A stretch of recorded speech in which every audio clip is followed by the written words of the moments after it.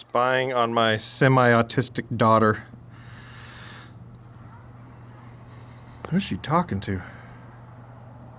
Oh, she has her little camera out there. She's filming herself. That's so funny. I was just on a business call and I saw her out there. She's out there doing her little YouTube channel. So funny that she homeschools on basically 4 out of 7 days she's home. And she's just down there in her own world, expressing herself, having fun, being a normal human being. And that type of thing is rare in kids. They're all at school, obeying all the rules, and their entire life is surrounded by rules. And you might tell me, they start preaching at me that rules are good. That's fine. Everyone knows that rules are good. Just like that trampoline was put together, and the fact that there's lanes in the street and the cars have their own rules of operating and stuff, but I think the human spirit is best left alone at certain times. And she's in her yard, she's doing her thing.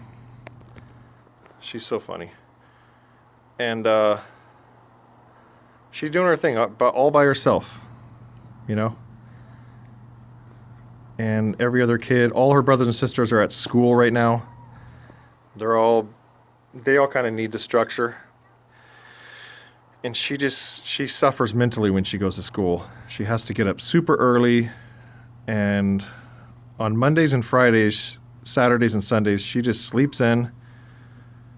Friday, Saturday, Sunday, Monday, she sleeps in until she wakes up, makes breakfast, feeds the chickens, waters the plants, gets her homework done for the entire week in about 2 hours, which is probably the effective amount of work the average school kid does every couple days anyway. When a child goes to school all day long for 9 hours, they probably learned or retained 1 or 2 things, if that. But over time, they learn to write. They're writing all day, they're reading all day, and it creates good habits. School is 100% fine. But for Erica, someone who's probably on the autistic spectrum, you know, she's very high functioning. She's a normal kid. She's very shy, but from the outside, she's just a normal person. And on the inside, though, she suffers greatly when she has to be somewhere on time and very structured. She doesn't do well. She loves her alone time. She loves being home. And she's an incredibly creative person. She's extremely funny. And she's awesome with kids. When a bunch of kids are around and she's in control of the games, they are entertained for hours. And that's a very, very high EQ or IQ or something. She's totally awesome with that type of stuff. And I just let her be free as possible. So Tuesday, Wednesdays, and Thursdays, she only goes to school for like 3 hours. And so, anyway, this is, I think I titled the channel A Child with Asperger's Playing by Theirself, but she's probably not full on Asperger's, obviously. She's very high functioning, but her brain gets drained around people, school, and certain things she just absolutely hates. And I know all kids hate school, but I live the type of life where if I could set one kid free at a time from the bondage of just boring rules all day, and then they have to all come home together and just follow all the rules, do their chores, eat their lunch that they may or may not be hungry for or like. There's a lot of stressors that are on your child all day. Your kid goes through so much that you don't even have time to care about. And that's not the way I'm going to live my life. I care about every stressor, and it's very sad that I can't keep up with them. But Erica was the special one, who I can focus just on her for now because she's my oldest kid. She's 10, and she's extremely smart, very witty, very on top of things, but does not like to be controlled all day. So anyway, this is my daughter playing on one of her days off. She's already set up her scope of work for what she has to do.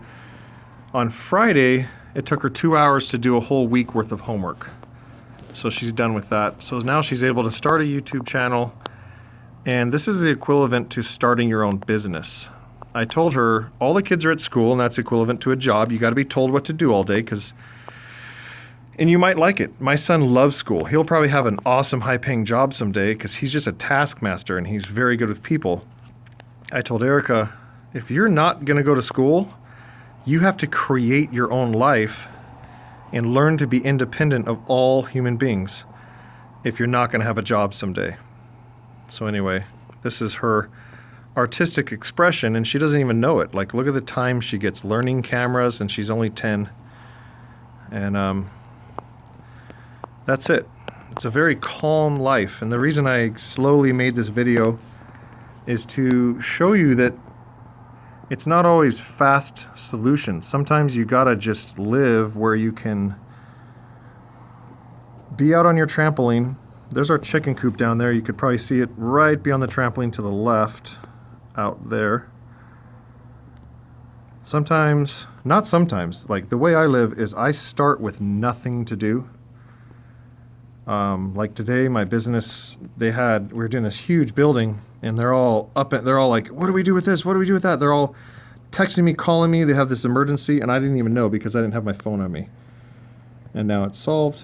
It's fine, because I start my days where life is, and that's looking at your view or your garden or something, and just simply listening.